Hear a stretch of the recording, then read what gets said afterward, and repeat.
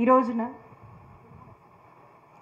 ఈ బాబు షూరిటీ మోసం గ్యారంటీ అనేటువంటి కార్యక్రమం ముఖ్య ఉద్దేశం మీకు తెలుసు. రీకాలింగ్ చంద్రబాబు నాయుడుస్ మేనిఫెస్టో అని చెప్పి సూపర్ 6 అని అనేక మాటలు మొన్న ఎన్నికల ముందు చెప్పి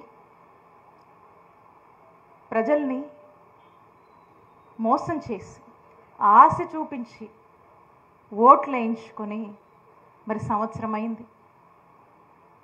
ముచ్చటగా సూపర్ 6 అని చెప్పారు. నిరుద్యోగ భృతి ఇస్తామన్నారు, అది లేదు. ఆడబిడ్డనిదన్నారు, అది లేదు.